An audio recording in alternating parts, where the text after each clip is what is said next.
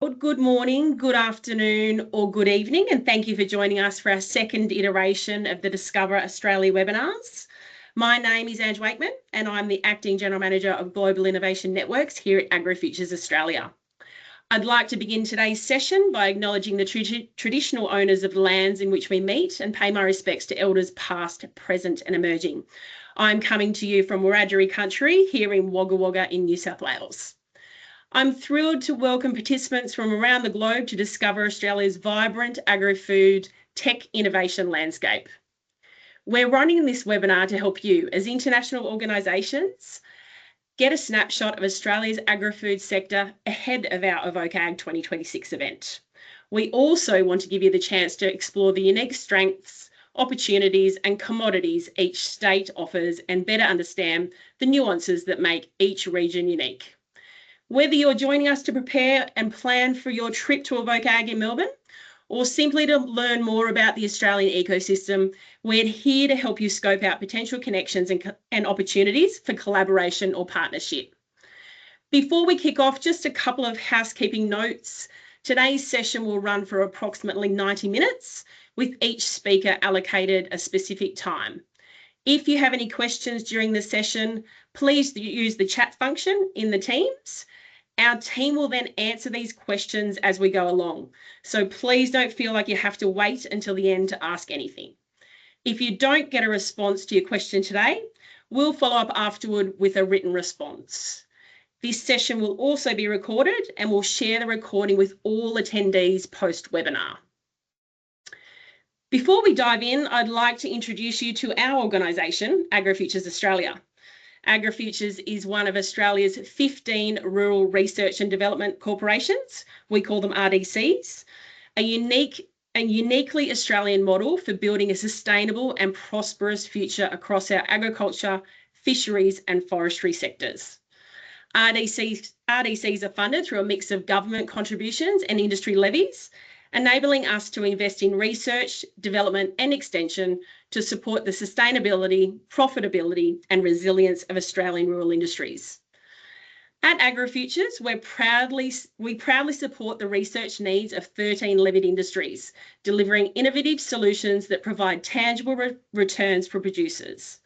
We also have a mandate that goes beyond traditional RD&E by driving the growth of emerging agricultural industries through targeted research, developing programs like the AgriFutures growᴬᴳ Award and Horizon Scholarship Program to address workforce, leadership and capacity building needs in agriculture, tackling national opportunities and challenges to future-proof Australia's rural industries, and connecting with the global agri-food innovation system through initiatives like evokeᴬᴳ and grow:ag to position Australia as a global agri-food innovation hub. With that, I'd like to introduce our first speaker, Cherie Holdsworth, Acting Director, Investment Attraction for the Department of Regional New South Wales, to kick things off with an overview of the state of New South Wales agri-food innovation landscape. Over to you, Cherie. Thank you, Angela, for that warm welcome. And good evening, everyone. I will share my screen. So as Angela said, my name is Cherie and I'm the Acting Director for Investment Attraction with the New South Wales Department of Primary Industries and Regional Development. Our team is actually established as an investment promotion agency for regional New South Wales, but we also focus on industry development too. So it's not just the locations and the businesses that are already in New South Wales, it's looking forward and seeing what else that might be coming next. In that context, ag tech is a key focus area for our team. New South Wales isn't just Australia's largest agricultural state, it's also a living lab for agri-food innovation. As we're all gearing up for evokeᴬᴳ 2026, we're really inviting our global partners to explore how New South Wales is part of the future of food and fibre and farming.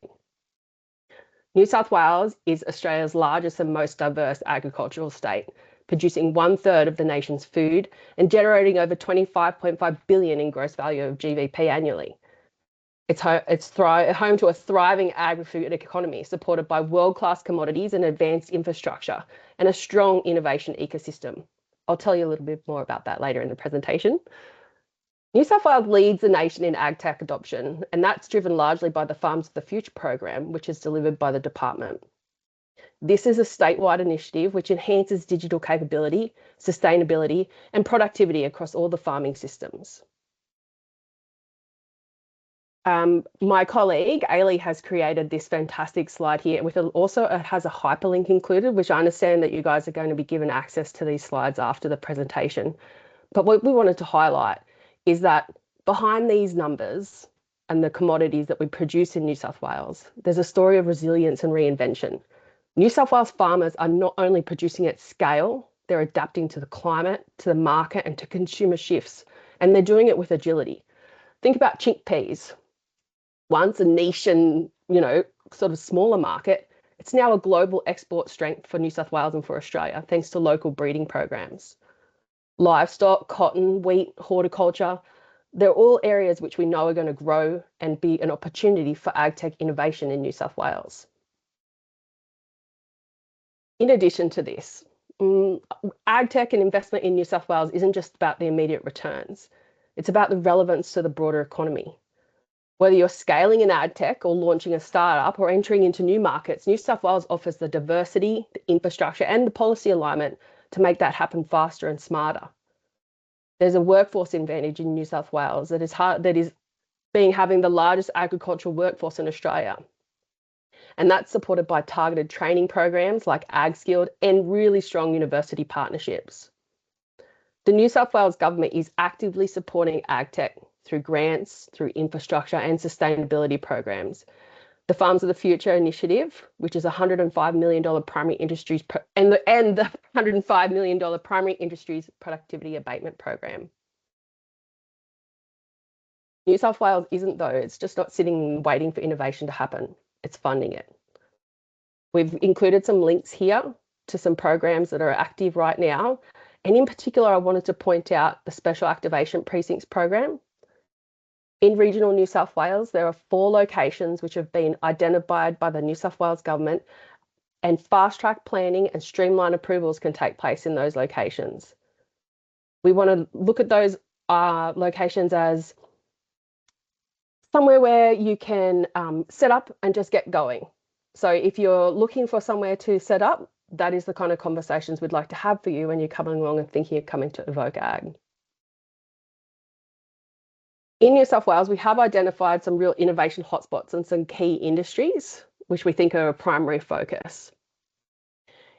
Alternative proteins is changing. The definition even of alternative proteins is changing as we speak, and it's a real innovation area.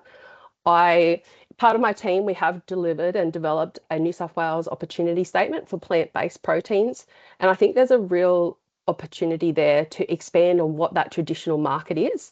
And New South Wales government is very keen to explore and support that with business and investment.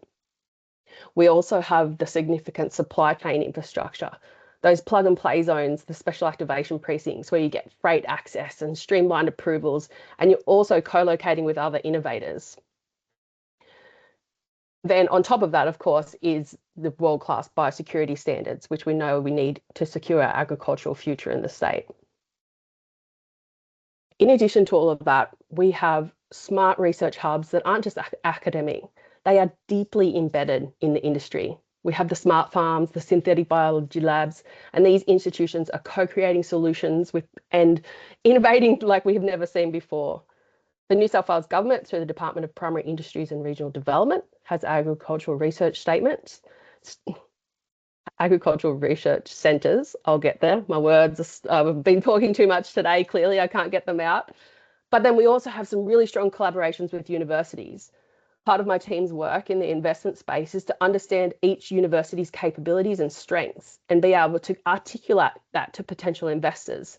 So if you're thinking of coming to a certain location or you're not sure where to go, we can match up those university strengths with your project.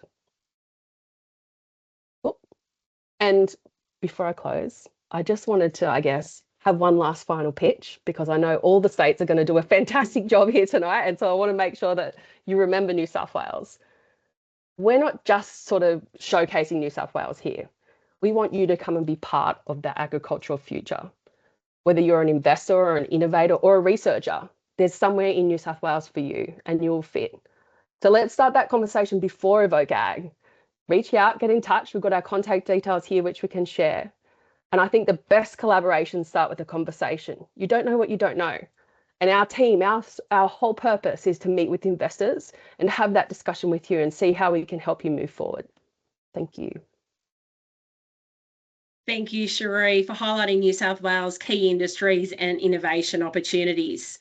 Next, we'll hear from Ian Forrest, Trade Start Advisor for the Northern Territory Government, who will share insights into the Northern Territory's unique agri-food and investment opportunities. Thanks, Ian. Over to you. Thank you, Angela. Thank you very much, AgriFutures, for putting this together. Just bear with me and I will share my screen.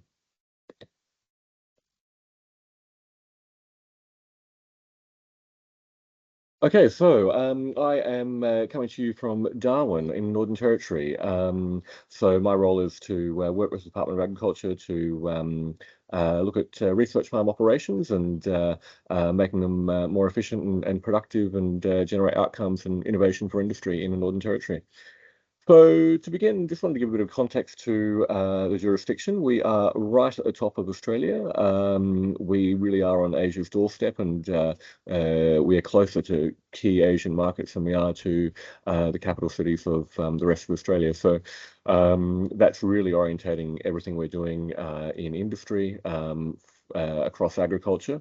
We also are a very young jurisdiction politically and demographically, so it's a really exciting place to be, and agriculture at the moment is really exciting in Northern Territory. It's coming from a lower base than some of the figures that you'll hear about in the presentations, but certainly growing pretty strongly, and lots of people are doing interesting things here.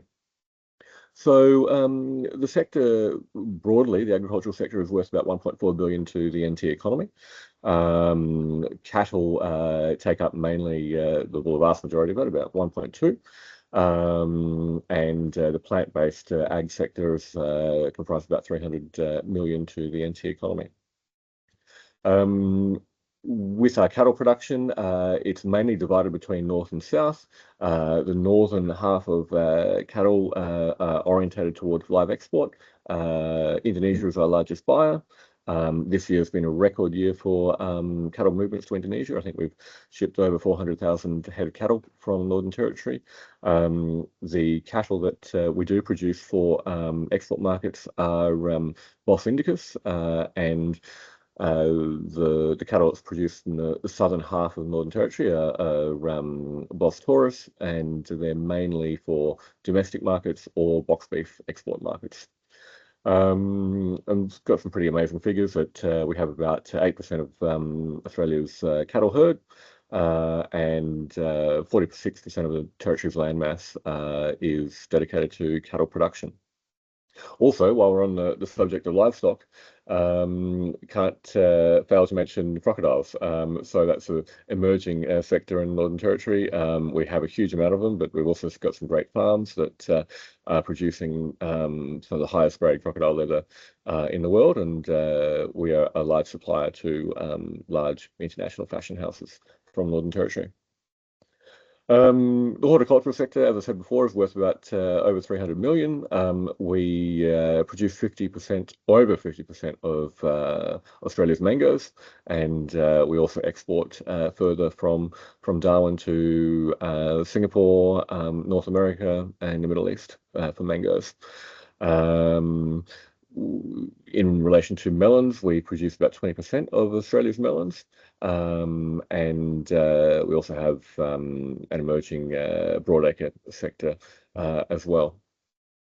So just following on to broadacre, cotton is a really exciting development in Northern Territory. About 7 years ago, we didn't have any cotton under production in Northern Territory, but thanks to advances in genetics and investment by producers and experiments, we have got about a $20 million industry. We've got a newly opened cotton gin, and we are now exporting lint and some seed from Darwin Port.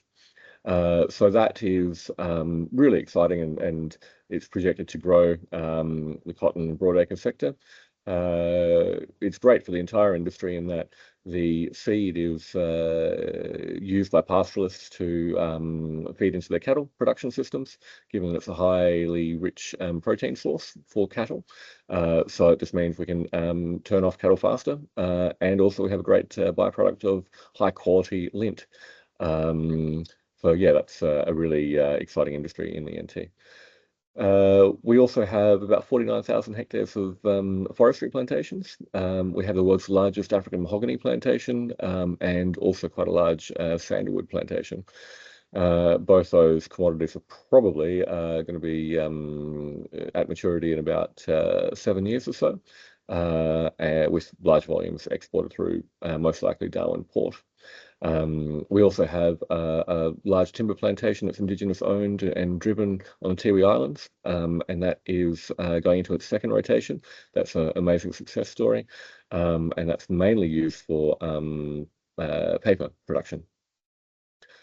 And of course, given our large coastline of about 11,000 kilometres, we have a large range of fishery products that we export. Everything from jewfish, golden snapper, barramundi, mud crabs, highly popular in Asia, and treepang. Also, we are home to Humperdoo Barramundi, which is an amazing barramundi farm located in the outskirts of Darwin. They've really perfected the way to grow and farm high quality barramundi that just tastes like wild caught.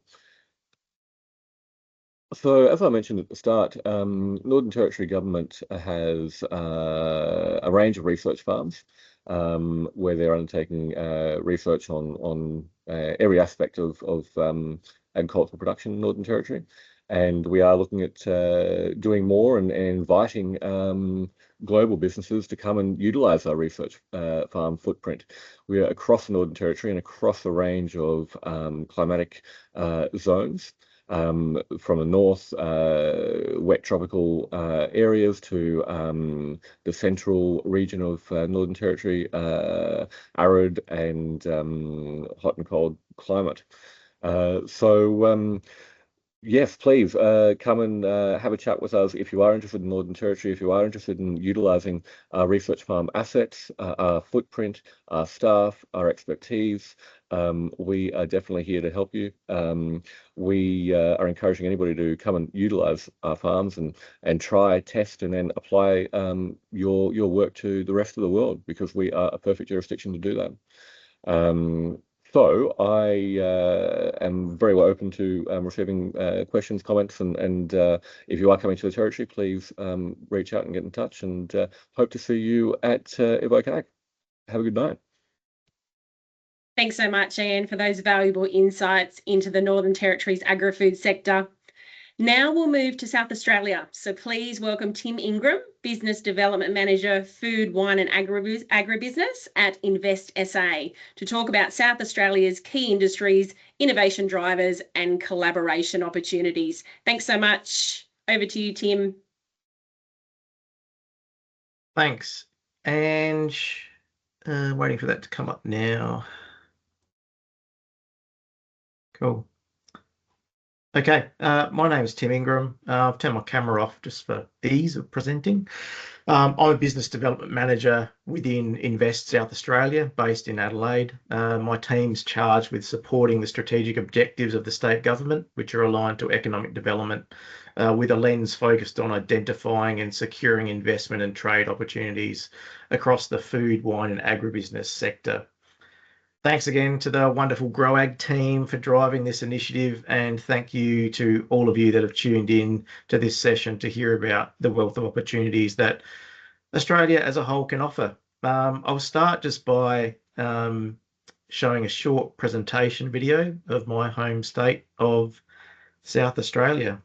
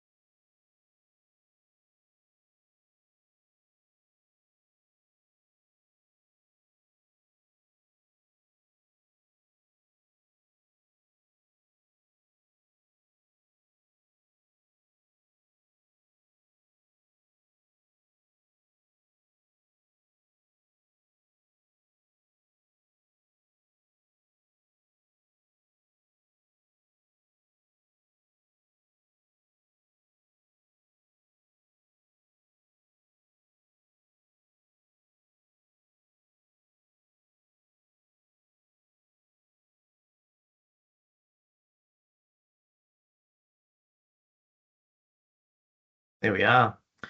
So South Australia is not just a great place to do business, it's also one of the easiest. The Department of State Development delivers sustainable economic growth and a resilient economy through the development of creative, innovative and productive businesses and industries in South Australia. We partner with industry, academia and the business community to help build strong links and connections that will drive our smart economy. As a collaborative, agile and innovative organisation, our responsibilities include the development of a high-performing research and innovation system, supporting industry to get the skilled workforce it needs, and improving the state's industrial capability and capacity. With a deep and broad understanding of the state and its areas of competitive advantage, our experienced team understands the needs of investors and local businesses and has the expertise to create vital links between the two. We have a global network supporting investment and trade activities with offices located in key markets of North America, the UK and Germany, MENA, India, Singapore, Southeast Asia, Japan and China.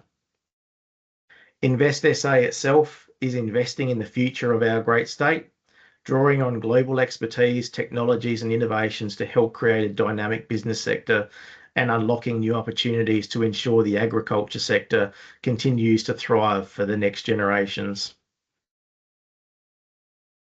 Our sector specialists will work with you hand in hand to ensure your growth ambitions and investment outcomes are achieved with the trusted ability to help companies navigate a new market and any challenges that may come with setting up a business in Australia.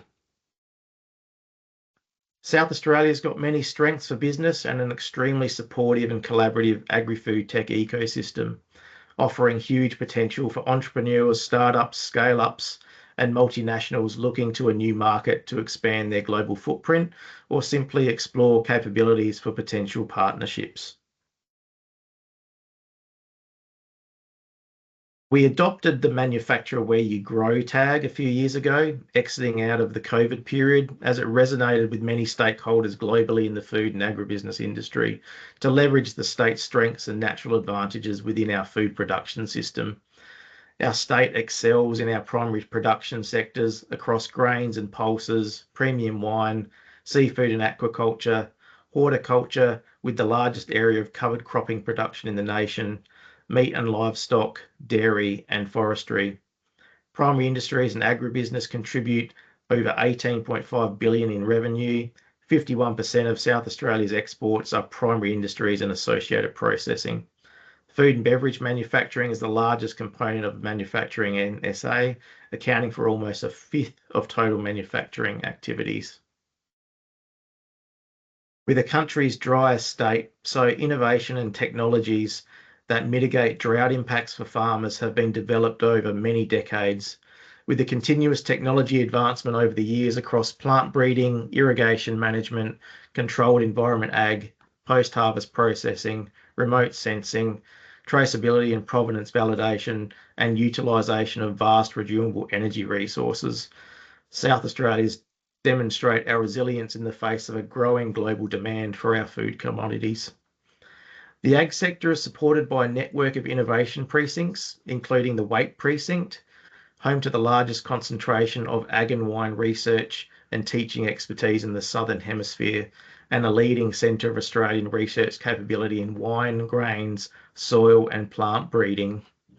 Lot 14 is located in the heart of our city and is Australia's first ideas and innovation neighbourhood and home to a growing number of innovators and thought leaders, as well as the Australian Space Agency, SmartSat CRC, Defence and Space Landing Pad, Australian Institute for Machine Learning and the Australian Cyber Collaboration Centre. Tonsley Innovation District is home to high-value manufacturing industries, including defence, health, medical devices and assistive technologies. It's home to Industrial Transformation Institute, the Factory of the Future, Hydrogen Park SA and many more. Agri-food tech companies can also showcase their technology to farmers and producers on dedicated demonstration farms across the state, supported by primary industries and regions, South Australia. South Australia is home to many national and internationally regarded food and beverage companies, as shown here.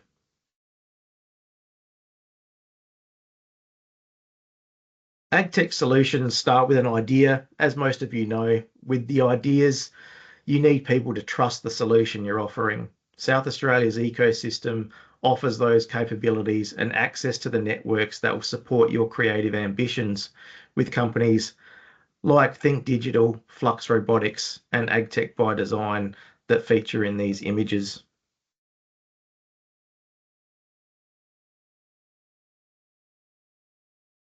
More projects are being developed across the green economy sector, from sustainable aviation fuels from biomass feedstock such as agave to food waste initiatives and plastics recycling. We welcome new ideas and innovation that can leverage our strengths in the green and circular economy. Rapidly growing space and defence sectors are driving innovation, positioning the state as a leading hub for advanced technologies, sovereign capabilities and global industry collaboration. We are home to the Australian Space Agency and the CRC Plants for Space, which aims to pioneer the capability to grow food sustainably in space. World-class high-tech capabilities across AI, machine learning, augmented reality and virtual reality, and a well-established network of early tech adopters. SA is home to 3 major public universities, soon to be 2 with the formal merger of the University of Adelaide and University of South Australia. Each contribute to the state's strong reputation for research, innovation and industry collaboration.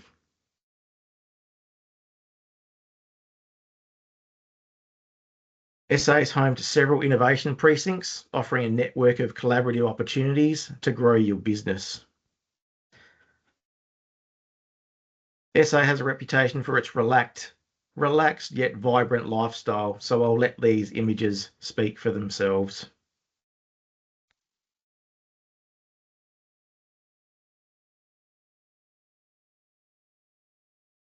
Lastly, myself and the team hope to connect with as many as you as possible and hopefully meet some of you face to face at evokeᴬᴳ in February to continue this discussion.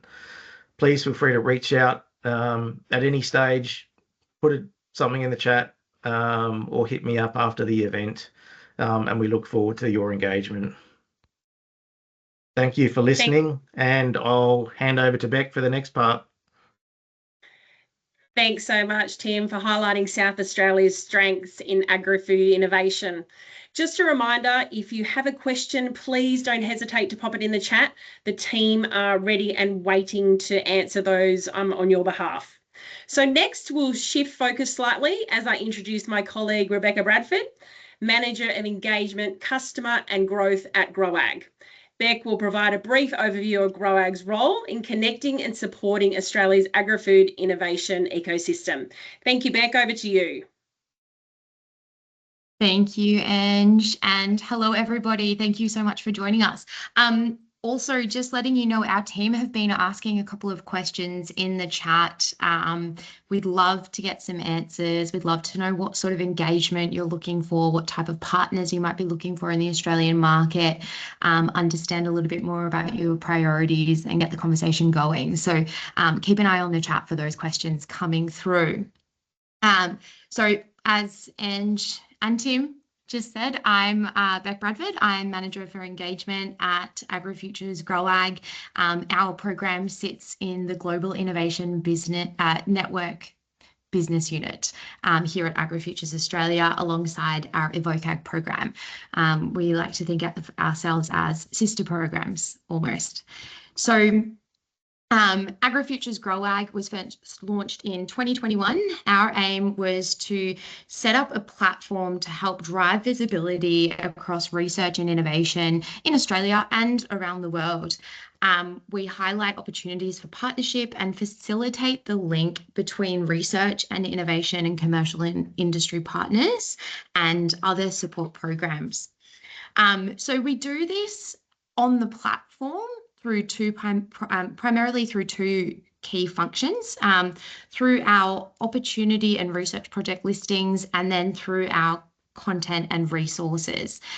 So our research and opportunity listings, we've got over 4,000 listings on the platform at the moment.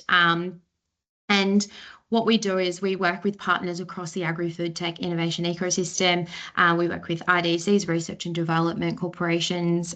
We work with research organisations, CRCs, universities to showcase the research that is current and ongoing and completed in the agri-food space. And the idea here is to really create a resource where anyone can go and see what's happening across the research space, and sort of also see what might be coming down the pipeline when it comes to new tech and innovation. The other key function around that is that we're not only creating this listing that gives you that information, but through our inquiry function, you can connect directly through to the teams that are managing that research, that are leading that research. The other key function that we have on the platform is our opportunity listings, and that is where there is a clear and current offer and ask from any group that's working in that agri-food innovation space. So this could be a government agency listing a grant, a research funding organisation listing an open call for new research projects or solutions. It could be a corporate running an innovation challenge to source solutions to sort of meet their priorities. It could be a startup or a scale up that's looking for investment, strategic partners, market access, manufacturing or distribution partners in a new market. And the idea is that anyone can get on there and list this call out to seek partners, and anyone can go on there to see where there might be opportunities that align with their interests. And then again, that inquiry function on our platform allows our users and our stakeholders and partners across the ecosystem to connect in directly through. The other piece that we also do to sort of build value and capacity across the ecosystem is we develop resources. So we work with our partners, we work with the data we have available to us on our platform to build out these resources that could create sort of a roadmap if you're looking at engaging with the ecosystem. I've got a couple up here. If you want to scan the QR code, that will take you straight to the page that has these resources, and you can go and access them directly. So we've got on there the Scale Up's Guide to the Australian agri-tech and food tech ecosystem, Researcher's Guide to our ecosystem, and a map, like a sort of guide that maps the Australian agri-tech innovation landscape. The idea being that this creates a sort of starting point to understanding what's possible and where you can kind of go within the ecosystem and what might be happening and who you can connect with. The other piece that we do is we have our entire engagement team. So my colleagues, Annabelle Rogers, Roisin Griffin and David Lord, we work with our stakeholders, with our users, with our contributors on the platform, one-on-one to try and create that connection, to build that network, and then also facilitate introductions into our broader network as well, where we see there being alignment. So we work with groups from across the ecosystem. If you're a startup in another country or a scale up that's looking for access into Australia, we can have a chat and talk about how we can best direct you and where you should sort of start looking and who we can connect you through to. And that would be in many cases through to the other great speakers from the States that are on the call today, to sort of help you land in Australia and get started. These are some of the key partners that we work with to help list their opportunities and then also to connect them into our ecosystem. So what's next steps? If you're interested in finding out more, scan the QR code, go onto our platform, start exploring some of the live opportunities on there at the moment, opportunities for collaboration, funding, for investment, new solutions. Go and have a look at what's happening across the ecosystem. Feel free to set up a profile and submit your own organisation to the platform to showcase what you're doing and even call out for partners if that's something you're looking to do as well. Or you can reach out to our team, shoot me an email. I'll pop my email up on the slide now. Shoot me an email, shoot us a message in the chat, or connect through the platform, and yeah, we can talk about showcasing you on the platform or connecting you with the right people across the ecosystem. And I will say we are a free government-funded platform, so there is no cost involved with engaging with us. I think that's all I wanted to cover off today, Ange.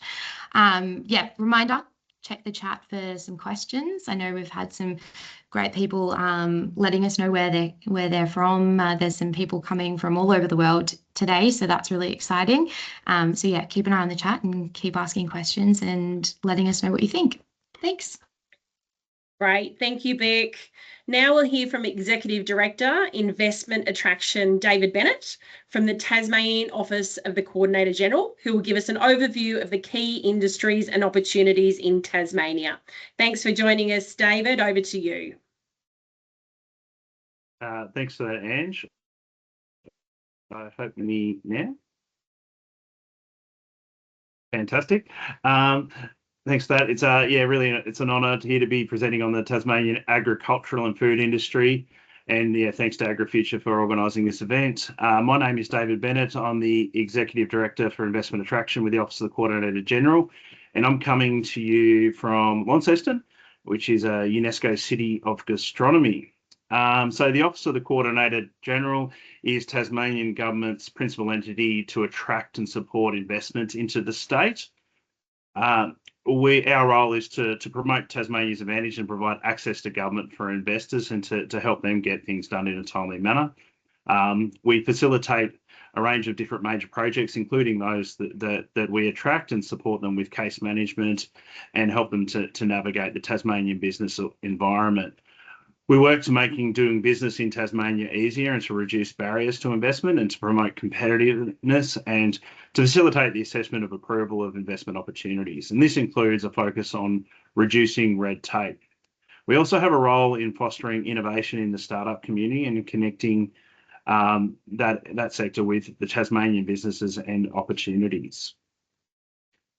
Tasmania is Australia's island state, and whilst it's a smaller state, it is about the same size in terms of land mass as Sri Lanka or the Republic of Ireland, or about twice the size of Henan or Taiwan.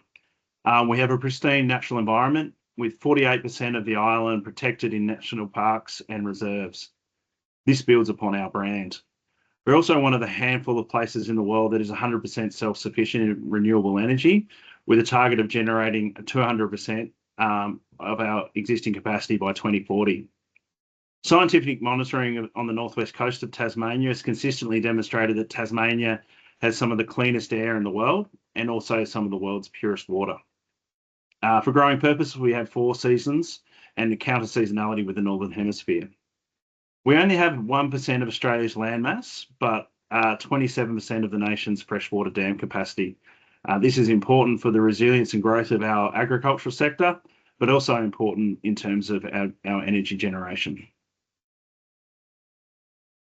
Tasmania has ideal growing conditions for a thriving agricultural sector. This includes rich soils, relative freedom from disease and pests, and abundant water resources, as well as strong research and development capability. The Tasmanian Government's AgriVision 2050 target is to sustainably grow the annual farm gate value of Tasmanian agriculture to $10 billion by 2050. Tasmania's food and agricultural sector is highly diversified, and it includes products such as aquaculture and seafood, dairy, a range of vegetable, livestock production, fruits including berries, cherries, apples and pears, viticulture, field crops. That includes some specialty crops such as poppies, hemp, pyrethrum and hops, and also other niche products such as honey and truffles and herbs and essential oils. Tasmania has a globally competitive food processing sector and includes some of the world's leading food brands. Over 80% of the products grown in Tasmania are sold to markets outside of the state, but our produce generally competes on the basis of quality rather than quantity, with products from across the Tasmania agricultural value range achieving premium prices. An example of this is wine grapes, where in 2024, Tasmania produced approximately 1.2% of Australia's volume, but 6.7% of the value of with the Tasmanian wine grapes achieving $3,674 a tonne compared with the national average of $613 a tonne.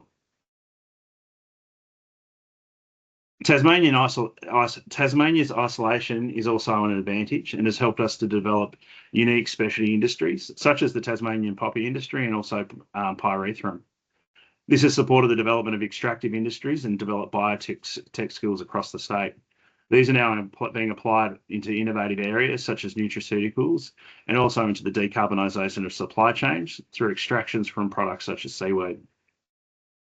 We have emerging fermentation opportunities with the recent opening of Ferment Tasmania's Ferment HQ, which is a food and innovation hub with specialised production spaces and research facilities for startups, scale-ups and established businesses.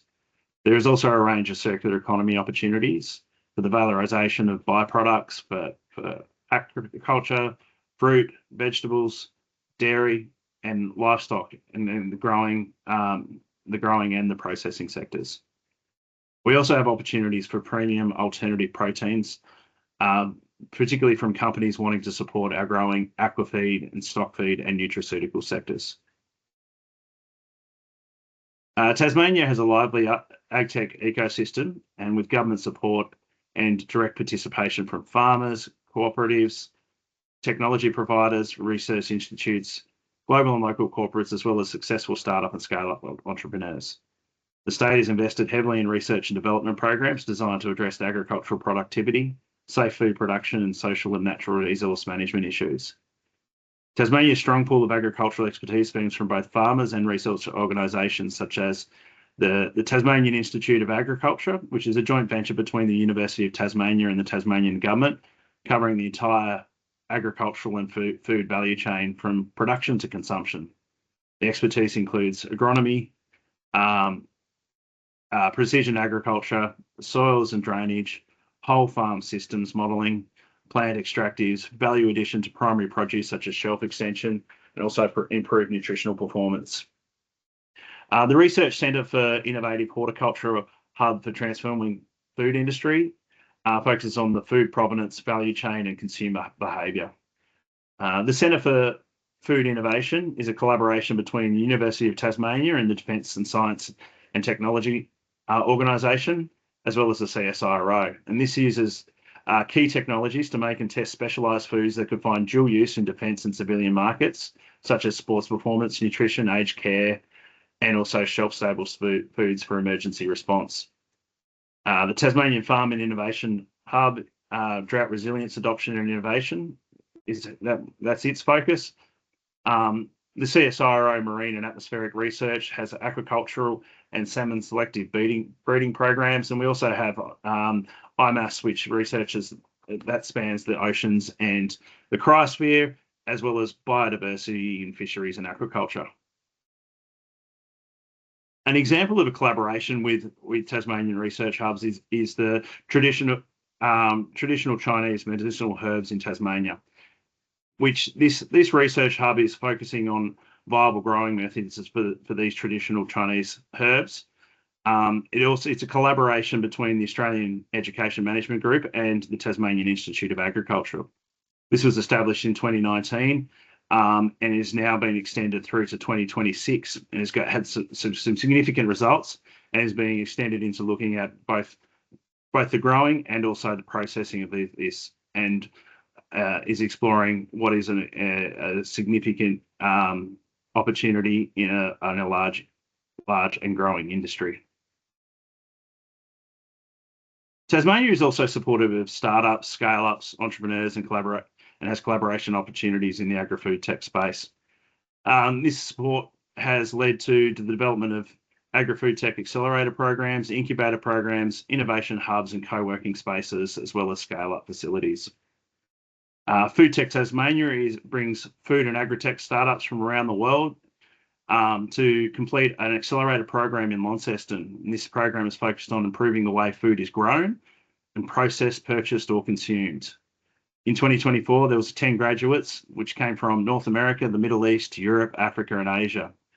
And over the past 3 years, we've had 25 food and agri-tech startups representing 13 countries that have come to Tasmania to participate in the program, which is run by Startup Bootcamp, which is focused on connecting startups, investors, and venture capital to the most relevant corporates, investors, and mentors. The focus areas of this program has been on the circular economy, fermentation technology, functional food and ingredients, as well as processing and labour and the supply chain. Enterprise is an innovation hub that supports founders of innovative and high growth potential businesses by providing world-class education, mentoring events, and workspaces. It opened collaborative workspaces in Hobart and Launceston in 2016, and is home to startup founders, freelancers, entrepreneurs, specialist generalists, and creatives. It is built now to having over 160 innovators and entrepreneurs supported through these hubs. Businesses based at Enterprise have achieved 27% 3-year annual growth, revenue growth, 28% annual export growth, and 27% average employment growth, and has created over $27 million in annual economic value. The Enterprise also runs a range of programs, including Activate, which is a free online self-paced course to nurture ideas, and then Enterprise Elevate, which is the intensive 12-week founder-focused incubator. Some examples of some Tasmanian growing companies in the ag tech sector and Enterprise alumni across the sector are on the screen now, and these include businesses across the ag tech value chain. Tasmania has a range. Warning there, David, just letting you know. Fantastic. Tasmania has a range of government initiatives to support research and investment into ag tech solutions, and this includes financial support for business initiatives, research programs, and partnership and market activation. In Tasmania, our connectivity is our advantage, and whilst we have a relatively small population, this can play to our advantage as it means we're able to connect investors, innovators, and researchers with decision makers more easily. As the principal point of contact for investors into the government, we're uniquely positioned to assist those that are looking to participate in the ag tech sector in Tasmania. We're able to connect you with our colleagues in AgriGrowth, in the AgriGrowth team, such in the Department of Natural Resources and the Environment, as well as any other institutions I've mentioned today. Thank you very much for the opportunity to talk today, and willing to talk and connect with anybody that is interested in engaging the ag tech sector in the state. Thank you. Thanks, David, for sharing Tasmania's incredible agri-food initiatives. Up next, we have Simon Tamo, Business Development Manager, Agri-Food Tech at the Department of Primary Industries and Regional Development, who will give us an overview of Western Australia's agri-food tech sector and its opportunities. Thanks so much, Simon. Over to you. Thanks, Ange, and just checking again that you can see and hear me. Thank you very much. Yeah, so second time today for all of us, and for me it's probably the most unlucky of the group. I guess I got up at 5 a.m. and now it's 5 p.m. So before breakfast and now at beer time. But let me kick on. My name's Simon Tamo. I'm with the Department of Primary Industries and Regional Development for Western Australia, and I handle the ag tech sector of our department, basically working in a trade and investment style role, but we really work as a front door into the primary industries here and the agri-tech ecosystem. So certainly everything you're going to see on this this presentation, you can come back to me with, and we can help you find the right contacts. Hopefully this clicks over.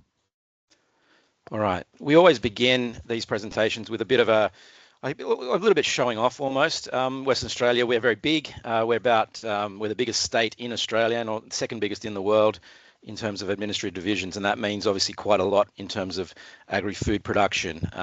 We have a massive amount of space under production, close to the size of Iran or the Democratic Republic of Congo.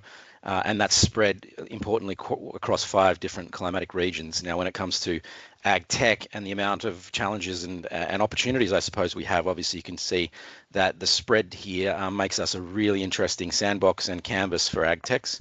And, you know, obviously we also have a massive production of agri-food. We have a small population here of only about 3 million, so most of our agri-food is actually exported. So opportunities around the supply chain and certainly anything that assists with our export is also very relevant in Western Australia.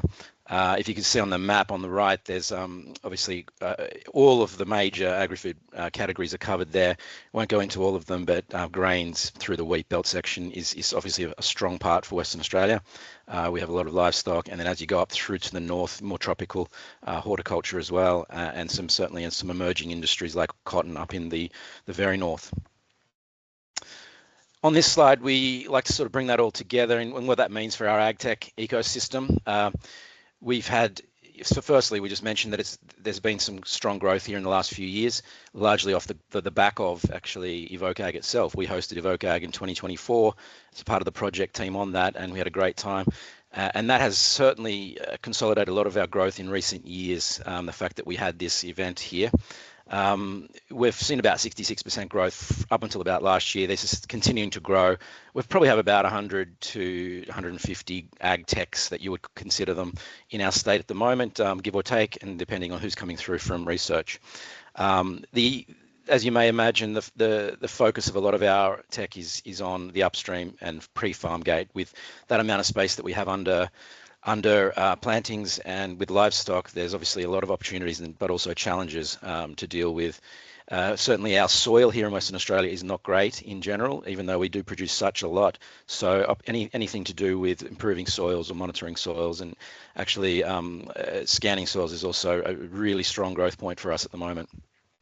Other areas like fruits and vegetables, as I sort of mentioned, with our horticulture industry that is growing and highly specialised, is also welcome here.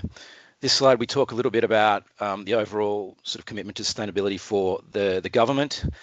We have obviously a lot of certifications and agreements in place, and carbon farming is a major part of our department here, working to look at opportunities there. But certainly around net zero in the wider government is a key feature. Moving down that list, we have the first, and we mention this quite a lot, the first MSC certified fishery in the world, which was our lobster fishery. Obviously, it shows a little bit about the world-leading nature of many of our agri-food businesses and also the institutional aspects, and that leads through to other sectors as well within the agri-food space. Sustainability is a key to many of our research work. I mean, that's not just a trope. It's to do with the fact that we are such a big state, but also very isolated from the rest of the world. We have to be sustainable. When things like COVID happen, we actually have major problems in Western Australia if we're not sustainable. So certainly anything to do with tech or solving challenges in that space are very welcome as well. And we're very safeguarded. Again, on a similar line to the fact that we do export most of our produce.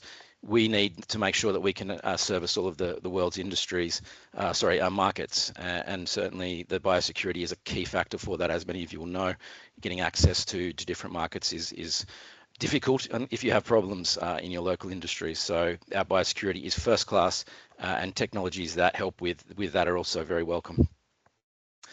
This slide gives a little bit of an overview of some of that sort of growth and the groups that are involved in our agri-food tech scene. And obviously, if you look through, I think the categories there, that you'll give a good feel for where we are strong and where we do have opportunities and I suppose challenges. Certainly the farm management, anything to do with farms, as I mentioned earlier, and upstream is key, but things like bioenergy and biomaterials as well, given the amount of waste we are producing from all of the produce we have, and certainly innovative foods do come into it more and more when we're looking at how to use our produce and create new value-added products. The final column there is capital. I didn't mention this on the morning call, but I did want to, and I forgot to. We are growing at the moment. Western Australia being a small population, obviously we don't have the amount of cash that comes in over at New South Wales and Victoria and the likes, but we are obviously always looking for those businesses and the VCs to come over here and visit us. We are also helping with that through some funds that are attracting VCs to come with us, and that's happening at the moment. But if you are a VC, come and talk to us, please. This slide, similar to the last, but just wraps up a bit of the institutional side.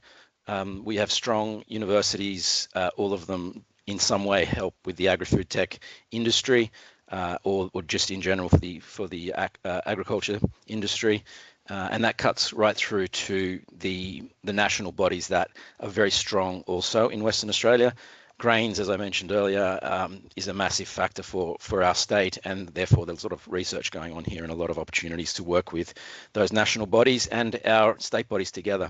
And in the final column, my department again, but also our sister department, who works more on the innovation and technology side. So we obviously come together in this space, and that department also handles our outreach to the rest of the world, Invest and Trade Western Australia, which I will mention in a sec.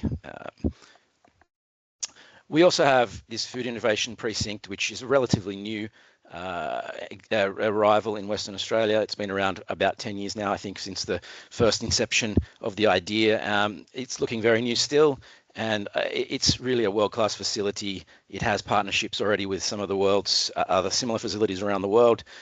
We are actively engaging businesses to come there and use them. We really want to help our local industry, but we also would certainly like international businesses to come down and potentially invest in and look at that facility. It's only about an hour from Perth as well, so quite an easy one to visit. This slide looks at, again, our international outward focused, I suppose, appeal in Western Australia. We are a state that has actively promoted how much of a fantastic state it is to innovate in. Again, we need more people to come here. We need population, but also that follows through throughout our government departments and our support programs. We have a very safe business jurisdiction, and certainly a lot of support programs. I won't list them all out here, but there's often grants that are specifically for ag techs or for tech businesses available. Again, get in contact with me if you'd like to discuss more opportunities here. Workforce, we are very highly skilled overall, but again, we need more. So again, that's one of the big reasons that Western Australia is a huge opportunity. And our population, our location is very well positioned for most of the world's population, really. We go up within an hour or two of our time zone is about 3/4 of the world's population, I think. So it's a good place to do business with some of the key growing areas of the world. And that little logo down the bottom left, Invest and Trade Western Australia, is what I mentioned earlier. Our outward-facing offices in about 16 markets around the world work to encourage people like yourselves to come down here. And they will also be a part of any network we create. So the final slide, just the one that sort of says, look how beautiful it is. Come down here if you get a chance, especially if you're at evokeᴬᴳ in Melbourne. In February next year. We more than welcome you to come before or after the event at some point. I know it's a long way to get here for some of you, so please make the extra 4 hours, I suppose, that it is to get to Perth. We'd more than be happy to arrange. I'll talk to you about some opportunities to look at Western Australia while you're here. Thank you very much for that. My contact details aren't there specifically, but if you can email that one, and certainly we'll be sharing the details after this presentation as well. I think I'll leave it at that. Ange, we will probably see you all there in evokeᴬᴳ in February. Thank you very much. Thanks, Simon, for that comprehensive overview of WA's agri-food sector. I don't think there's any doubt in anyone's mind that WA is a good place to live, Simon, so thank you. Now let's head to Queensland, where Salvo Vitelli, General Manager Agribusiness Policy at the Department of Primary Industries, will present Queensland's agri-food opportunities and partnerships. Thanks for joining us, Salvo. Over to you. Thanks, Ange, and all. Hello from Brisbane.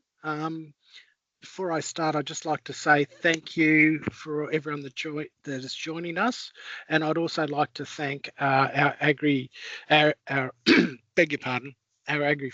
team for the work they put into this.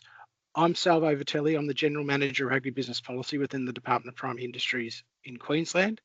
We are the second largest state of Australia. I'm also joined today by Kim Coyne and Alicia Dunbar from my colleagues in the department. I'd also like to acknowledge the First Nations peoples, the Aboriginal and Torres Strait Islanders, and the traditional custodians in the country which we meet. I pay my respects to their elders past and present. I also pay my respects to any traditional owners and all traditional owners on the lands where you are around the globe today. As we were the previous host state for evokeᴬᴳ in 2025, we look forward to seeing old and new friends in Melbourne, Victoria, to profile the very best that Queensland and our agtech ecosystem has to offer the world. And we do have a lot to offer in Queensland. Whether you're an investor, a tech developer, a producer or a food manufacturer looking for ag tech solutions, or a researcher wanting to collaborate with our extraordinary research community. So why Queensland? As with other states of Australia, we offer the global ag tech community a stable, supportive government, low sovereign risk, a talented and skilled agricultural workforce, and a strong focus on ESG credentials. However, we are a state of scale. Queensland is a large state with an area of 1.73 million square kilometres devoted to primary production. We grow about a quarter of Australia's primary produce, and our primary industries production is valued at close to $27 billion. Of this, close to 60% is exported to more than 130 global markets, including our close neighbours in Asia. Queensland agriculture and related supply chains support employment of close to 450,000 Queenslanders. So why not? Just a little slide just to give you a bit of a snapshot of what Queensland is like.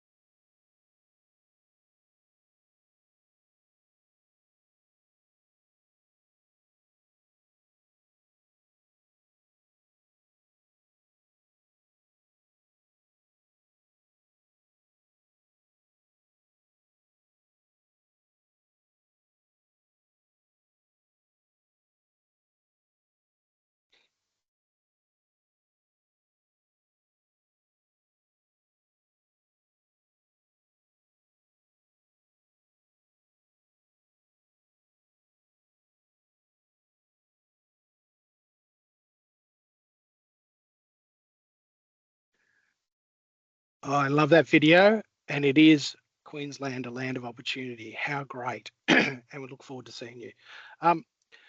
This presentation is actually quite timely as well, as November is Queensland Ag Tech Month. That's an industry-led statewide initiative that started about 5 years ago to celebrate and showcase how technology is transforming Queensland's agricultural sector. Throughout the month, the ecosystem will be hosting various events, workshops, demonstrations to highlight all the innovative technologies that are being used by primary industries in areas such as robotics, sensors, drones, and AI to improve farm efficiency, sustainability, and productivity. So my team, Alicia will drop something in there into the chat and have a look, and you can actually go through and pick up what's going on. So why Queensland? It's simple. You saw it, diversity. We are the perfect test bed. We give scale without congestion and ambition with heart. Our diversity of climates and commodities creates real-world conditions to trial new ag tech solutions. We're inviting partners to co-develop technologies that improve efficiency and sustainability and performance across the value chain. Queensland has a diverse and connected innovation ecosystem that spans remote, regional, and urban settings. We've established ag tech hubs, business clusters, and networks that provide a place to connect and to collaborate through our ag tech programs and services, including startup accelerators and Department of Environment, Science and Innovation Advanced Queensland initiatives. The ecosystem is well placed to respond to challenges facing the agribusiness sector and, more importantly, to unlock its full potential for food, fibre security. In Queensland, we do work with our partners, we work in the ecosystem, and we do it by co-developing, co-delivering, and co-investing. The Queensland Government is committed to supporting sustainable foreign investment, helping to bring major investment proposals to life. This includes developing and delivering priority industry roadmaps and action plans to boost returns. An example is Prosper 2050, which is Queensland's long-term vision to ensure our primary industries are profitable, productive and sustainable for future generations. It does champion innovation, technology adoption and collaboration, and the key as being the key drivers of growth and resilience across the agriculture and food sectors. It is focused on regional prosperity.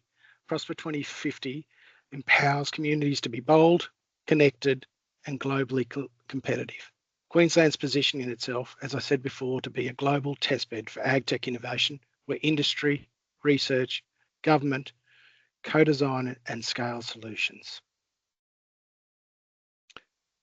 The Sowing the Seeds Farming Innovation Fund is a $30 million Queensland Government election commitment to accelerate the development, commercial readiness and adoption of new technologies across the state's primary industries. It is linked to the Queensland Government's Primary Industries Prosper 25-year blueprint and targets 3 priority outcomes around faster adoption and innovation, a skilled and agile workforce, and growth in value-added markets. There'll be more to come in coming months around that. The next few slides just show some of the agtech in action the Queensland Government supports across the state. With strengths in research and development, commercialisation and extension, the Queensland Government is keen to explore partnerships with international companies.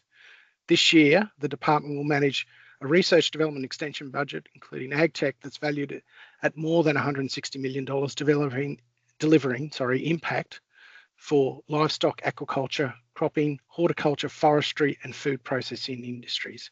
I encourage you to link on the QR code to see some of the case studies there. As an example, the Anderson family, which is based in Emerald in central Queensland, is combining generations of farming knowledge with emerging agricultural technologies to create a more sustainable and efficient future.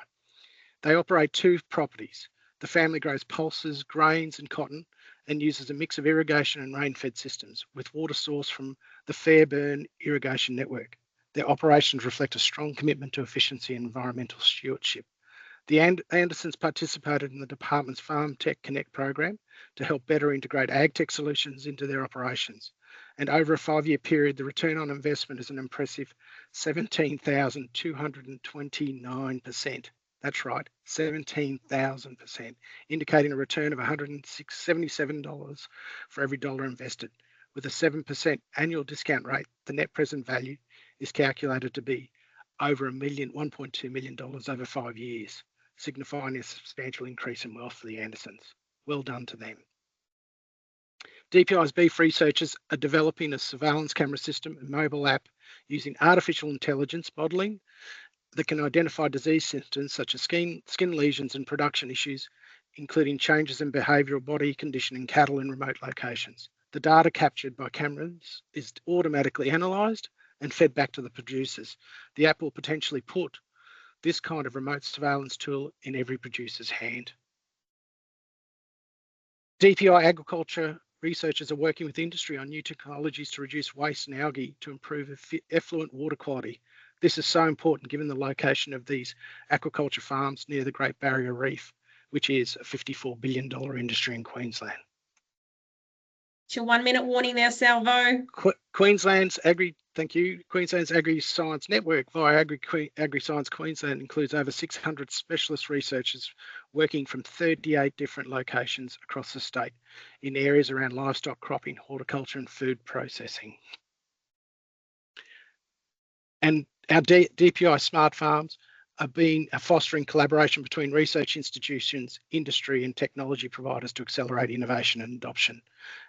They will develop training programs and resources to upskill producers and workers in digital technologies and data-driven decision-making as examples of what they do. There's some more information there. In terms of the development, we are engaging with agricultural industries to identify current challenges and co-develop technology solutions to improve production, environmental and welfare outcomes with a lens of sustainability, profitability and productivity. The value of this is we're de-risking the adoption of agtech for our producers by evaluating new technologies in research and commercial environments. State-level programs or mechanisms for international businesses to connect, establish and scale are important to us. Australia has the 12th largest economy of the world, and the northern state of Queensland drives almost 20% of that activity. I'll just give you some QR codes there to look at our Trade Investment Queensland partners, our website, and also our Department of Environment, Tourism, Science and Innovation colleagues. If you are planning to come, please come and visit us in Queensland while you're in Victoria. We have a lot to be there, a lot to offer. If you want to come and see an ecosystem firsthand, get in contact with us at Team Queensland evoke:ag 2026. Engage with us. There's some details on how to get to us, but once again, please come and see us in Queensland. We've got so much to offer you and so much to see, and we have got so many of those tourist parks and some natural assets that you'd love to see as well. From my perspective, Queensland is a land of opportunity, a place to invest, innovate and grow. We welcome you as international partners to help us build a profitable, resilient, sustainable future for global agriculture. And we're really keen to see you. A shout out to my Trade Investment Queensland colleagues who are around the place. There's 27 locations around the state, 18 international markets, and please come and see us. Thank you. Thanks, guys. And sorry for rushing that last couple, but great. Thank you. Thanks so much, Salvo, for highlighting Queensland's contributions to agri-food innovation. And I know Kim and Alicia are both on the line as well, so thank you both for joining us. Now I'm pleased to introduce my colleague Dallas Pearce, Acting Senior Manager for evoke:ag, who will provide an overview of our upcoming event in February. Over to you, Dal. Thanks, Ange, and just checking again that you can see my slides. Amazing. Hello, everyone. It's fantastic to have so many joining us from across the globe, as well as having Team Australia on the call. It's not often that we get everyone from each state on the call, state and territory, so it's really great. Thank you. As Ange mentioned, I'm Dallas Pearce, Acting Senior Manager for evoke:ag, the global premier agri-food tech and innovation event. And I'm joining you from Wiradjuri country here in growᴬᴳ, New South Wales, at my home. As you may already know, we bring together the entire ecosystem. Farmers, founders, investors, researchers, corporates and policymakers to connect, collaborate and do business that moves the sector forward. Looking back, when we launched evoke:ag in 2019, the goal was pretty simple. It was to create a single arena where the best minds in agri-food innovation could meet, learn and grow together. 7 years on, we're becoming full circle. evoke:ag has really become that place and so much more.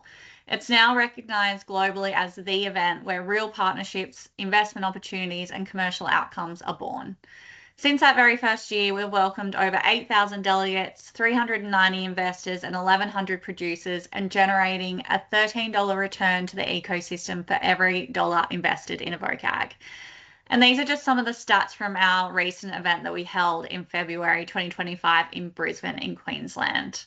So a very diverse audience and lots going on during that week. Now, looking forward, February next year, we'll return to Melbourne for evoke:ag 2026, and we're proudly claiming it as the Australian Agri-Food Tech Week. For one incredible week, Melbourne will become the global heartbeat of agri-food innovation. We're going to kick off the week on Monday, 16th of February, and then right through to Friday, the 20th of February, the city will really host a full evoke:ag experience. On Monday, you can expect the welcome event, which will really kick off the week with a bang, plus the Culinary Capital dinner, where founders get the chance to pitch for capital, plus any other sideline events that are hosted during that time. Tuesday and Wednesday, it's a big 2-day evoke:ag main event. It's packed with world-class speakers, investors, producers, and innovators coming together for panels, live showcases, and interactive sessions that inspire ideas and turn conversations into partnerships. And then all week, it's a diverse program of sideline events, innovation tours, and partner activations across Melbourne and regional Victoria, as well as across Australia. We've had, events in Brisbane, but we had sideline events right up to the top of Queensland. So the sideline events aren't just kept to the city, which is really great and why we have Team Australia on the call today. So this really gives delegates a chance to explore research hubs, agri-food precincts, and startup ecosystems firsthand. And then in terms of the main program, we'll have over 60 sessions covering a really variety of topics, but you can think of AI, climate solutions, supply chains, and global investment trends. We'll have 70 startups in Startup Alley and Scale Up Station ready to connect with investors and partners. We'll have 10 international startups in our landing pad And that's where these startups will use Australia as a launch pad into the Asia Pacific markets. And really excitingly, we'll have a keynote from Craig Piggott, who's the founder and CEO of Halter, whose journey from New Zealand startup to global agri-tech leader captures exactly what evokeᴬ celebrates: big ideas with a global reach. So coming to evokeᴬ, what can you expect as a delegate? You can expect to build genuine commercial relationships. Our audience definitely isn't passive. They're coming there to have active participation. It's made up of decision makers, investors, buyers, innovators who are really coming ready to collaborate.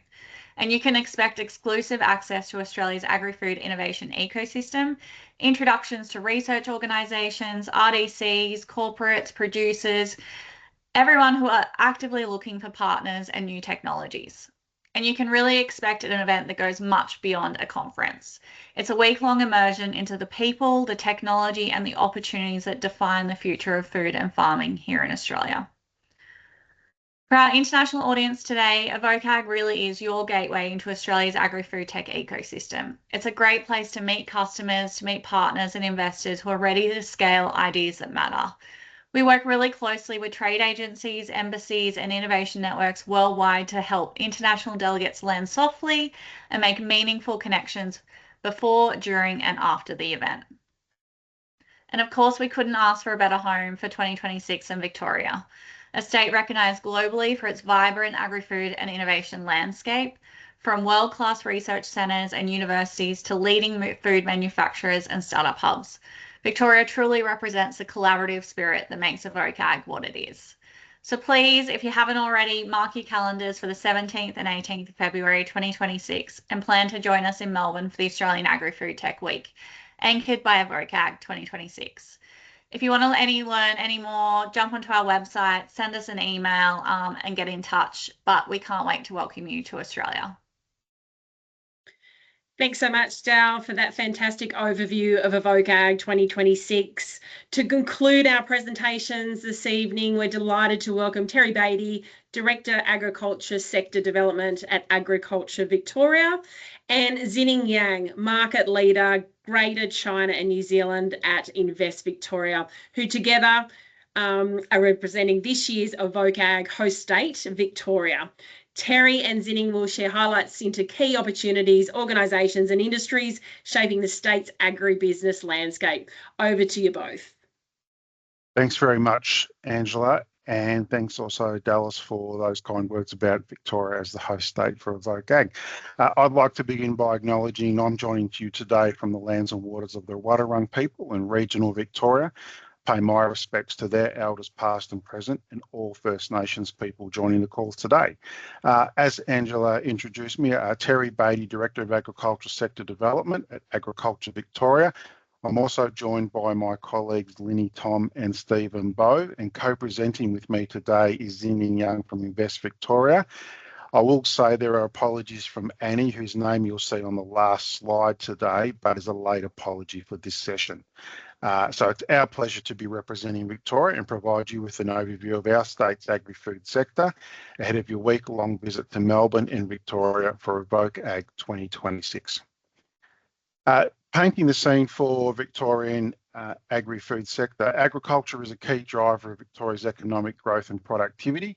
This is reinforced through the Victorian Government's Economic Growth Statement released late 2024, which highlights both agribusiness and digital technology sectors as priorities for the state to invest in and grow. While not the largest state, Victoria accounts for just 3% of Australia's agricultural landmass. We do produce nearly a quarter of the nation's food and fibre products. This is a testament to our sector's innovation, efficiency and productivity, and credit to our nearly 21,000 farming businesses across the state. Victoria leads the country in food and fibre export value ahead of other states. Last financial year, our food and fibre exports reached over 20 billion or 27% of the national total. This also means we've met our state's export target of 20 billion by 2030, 6 years ahead of schedule. Our export reach is global, extending to more than 170 countries, with growing demand from international markets, helping our industries to diversify and strengthen our export profile. Victoria's export mix is highly diverse, demonstrating the strength and diversity of our competitive agribusiness sector.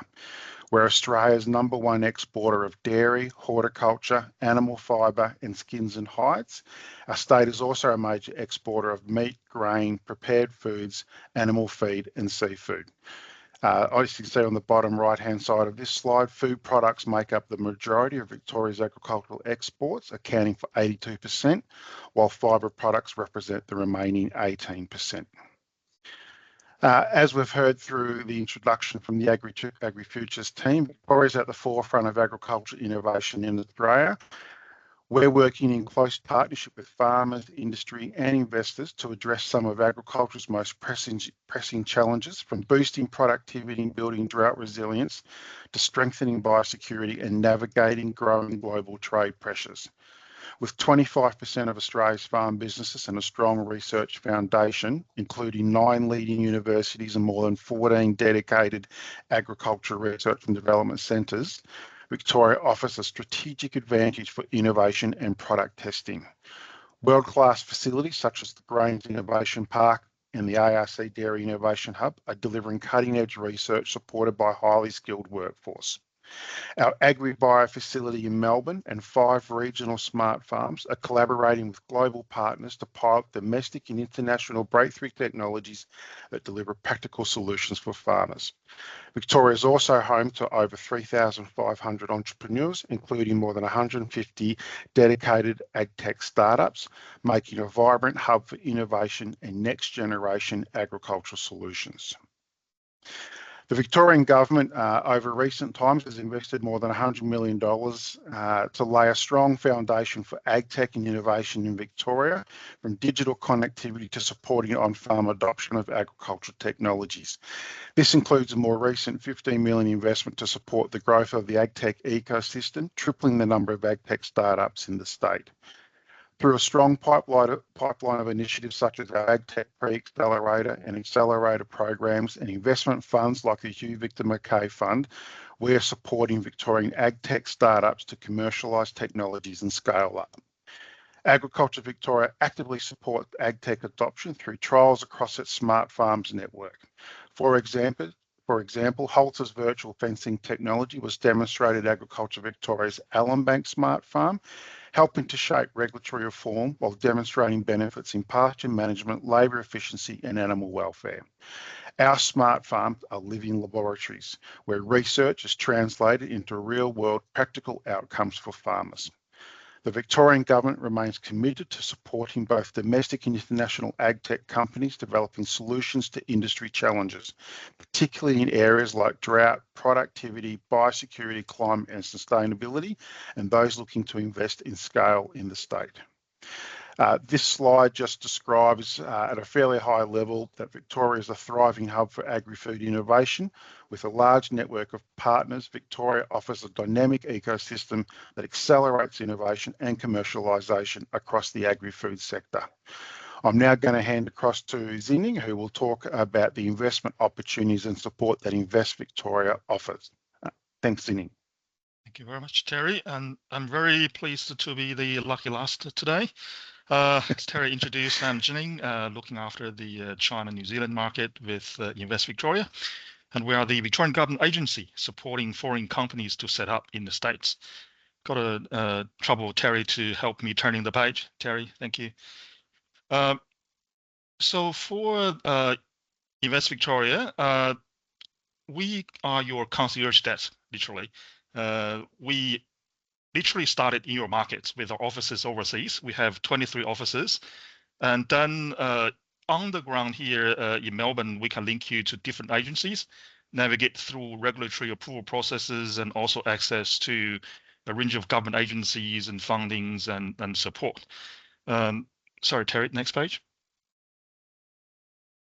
So that's our networks. So I think we'll probably touch on a bit, there's one page missing, but anyway, I'll touch on a bit on agtech investment and why the companies are choosing Melbourne, given Invest Victoria will be working very closely with a number of tech companies, in particular agtech, in the past few years. So the companies in tech in the location, you're looking at growth potential. So for Melbourne, and in particular for Victoria, as Terry mentioned, we are small. So we have only 3% of the Australian land mass, but we grow 25% of Australians' agri-farming production. So efficiency is critical, and we need technologies actually to improve our productivity, improve our efficiency. There's a big growth potential for the tech industries, in particular in ag tech in Victoria. And also for a tech company, you are looking at a vibrant startup system, which Victoria has. As Terry mentioned, the R&D capabilities, we have 9 universities, but also 11 or 12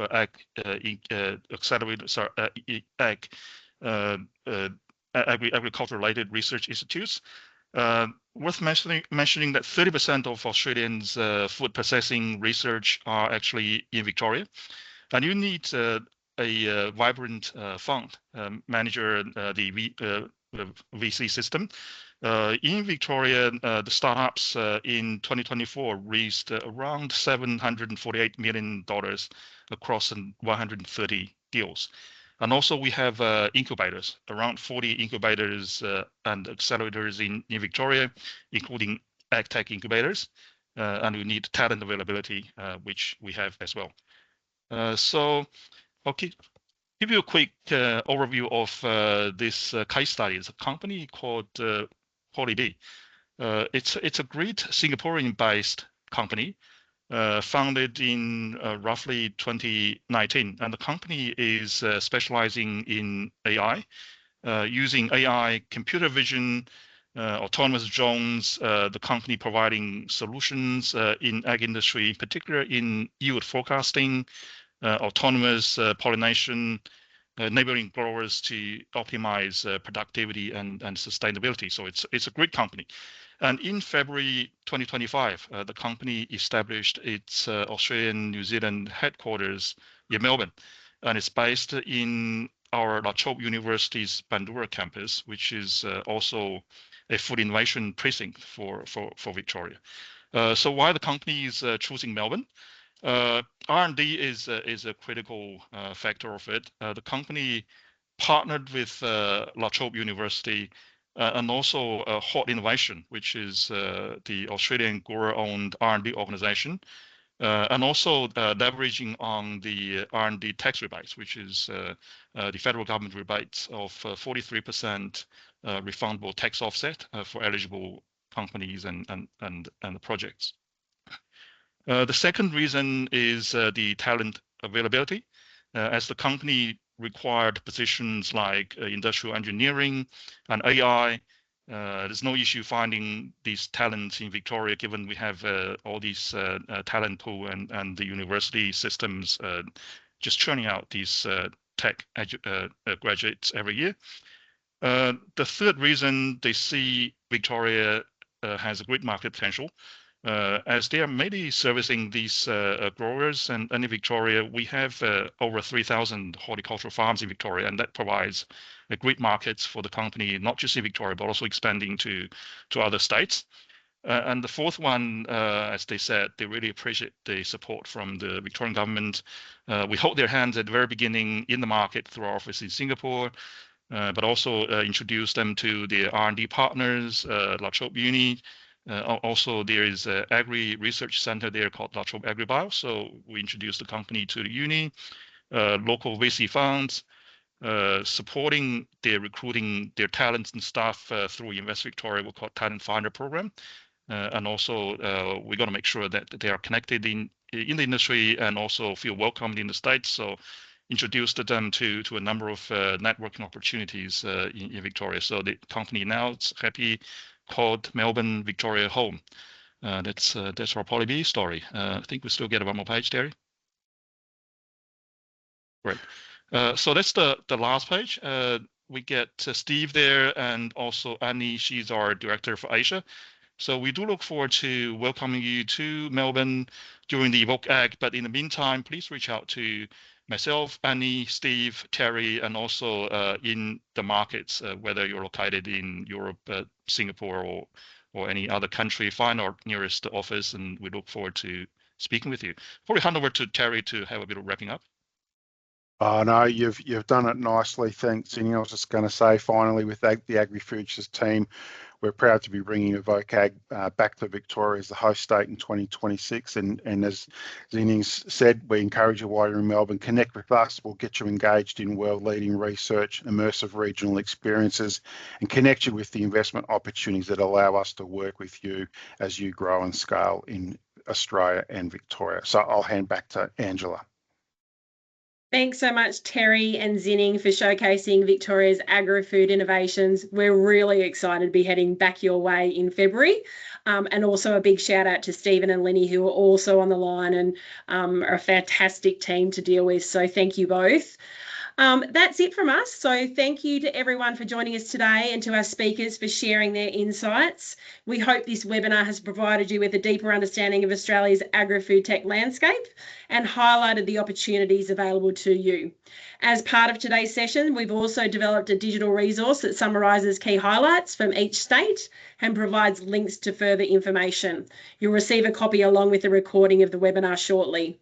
We'll also send out a quick survey after the webinar, and we'd love to hear your feedback. It only helps us improve sessions. So lastly, from all of us, thank you for joining us and have a great day. Thanks so much.